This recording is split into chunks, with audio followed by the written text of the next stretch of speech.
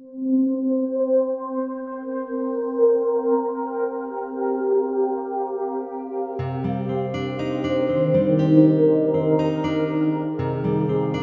père était mineur, j'avais 17 ans, et un jour, par hasard, il m'a amené 2 kilos de terre.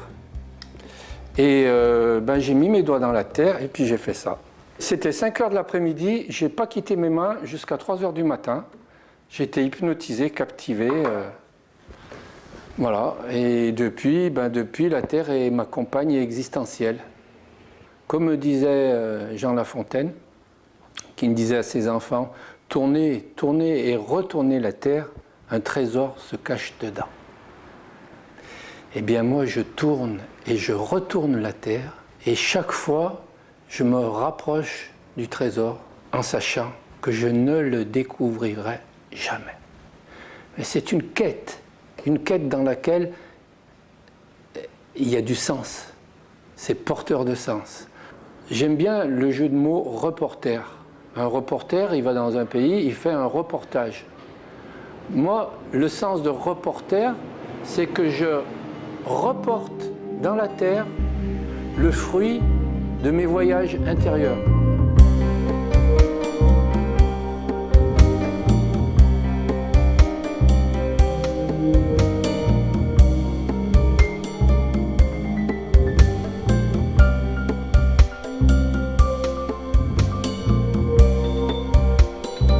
Moi, je considère mes travaux un peu comme l'agriculteur qui jette des graines, après elles fleurissent.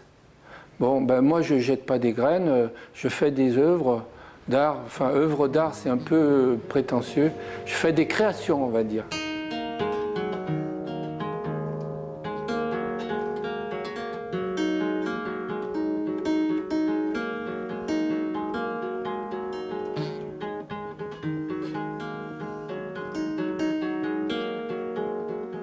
À mon avis, l'artiste, il a vraiment quelque chose de profond à dire que si on connaît son univers intime. Mon étiquette d'artiste, elle est conditionnée par mon être profond.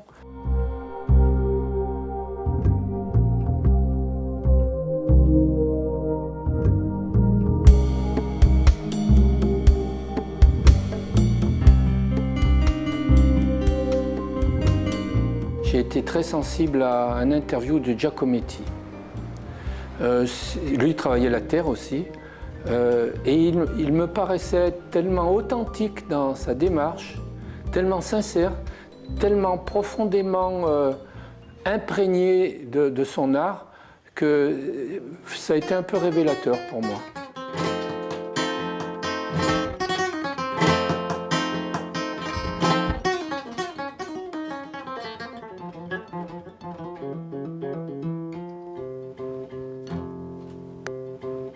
La technique, il y a 3 secrets. C'est le travail et le travail. Il faut refaire, faire, refaire. Et puis être très critique avec soi-même, toujours aller chercher les petits détails. Je suis jamais content des yeux. Les yeux, c'est le regard de l'âme, quoi.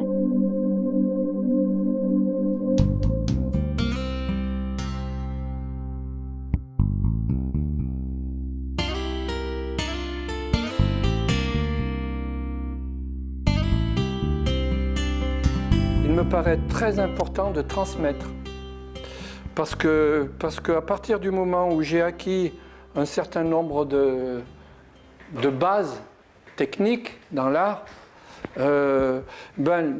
les transmettre, ça me paraît être quelque chose d'indispensable, quoi. Surtout dans la vie dans laquelle nous sommes, où il y a beaucoup de désenchantement, etc. Et l'acte de créer est un support important pour les gens, je pense. J'ai des personnes qui viennent de tout horizon, de toute couche sociale, de tout âge. C'est une micro-société en fait. Ma méthode pédagogique consiste à dire que je ne veux pas faire un cours magistral où on met une œuvre d'art au milieu où tout le monde doit la reproduire, etc. Moi, j'accompagne chaque personne en fonction de ce que je ressens d'elle, de sa sensibilité, et je n'impose pas des thèmes. C'est à la personne de faire l'effort, de trouver des attitudes, des comportements d'humains, des animaux, ou même de l'art abstrait. Moi, je ne suis pas fermé dans un univers.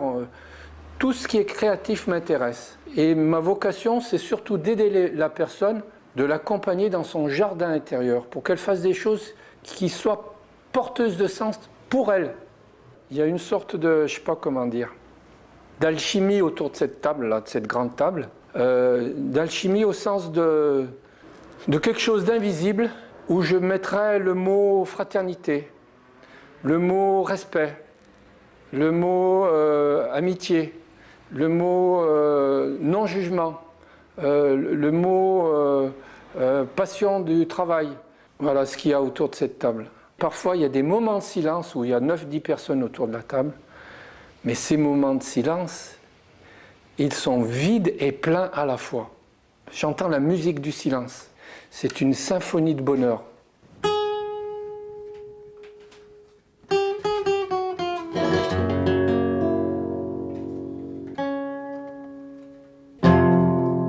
La création dont je suis le plus fier, voilà la maquette, qui se trouve à Nazareth-Ilite. C'est la ville juive qui se trouve au sommet d'une colline, alors que la ville historique, la ville de Jésus-Christ, se trouve en bas. J'ai fait cette femme-là qui fait 4,50 m de haut, qui fait près de 2 tonnes de poids, d'argile. Et en fait, de cet endroit-là, il y a un gros projecteur qui est caché ici, et ça éclaire la nuit. Et lors de l'inauguration, j'ai dit que c'était une opportunité pour le rapprochement des peuples. C'est le sommet de ma vocation d'artiste. Rapprocher les peuples, qu'est-ce qu'il y a de plus beau? Il va falloir de plus en plus d'artistes et de plus en plus une vraie reconnaissance de l'art, mais pas du côté mercantile du marché, mais du côté culture au sens le plus noble du terme. Il devrait y avoir plus de sensibilité à l'art, d'ateliers créatifs, de modelage, de peinture, de danse, de dessin, de photographie. Et pour la construction humaine et pour les valeurs universelles de l'humain, la partie culturelle devrait être plus prise en compte dans les écoles et dans les associations. Je peux dire que la terre a été un moyen de donner du sens à ma vie et que j'étais très fragile psychologiquement parlant, j'étais très vulnérable et grâce à la terre, j'ai eu une béquille existentielle, voilà.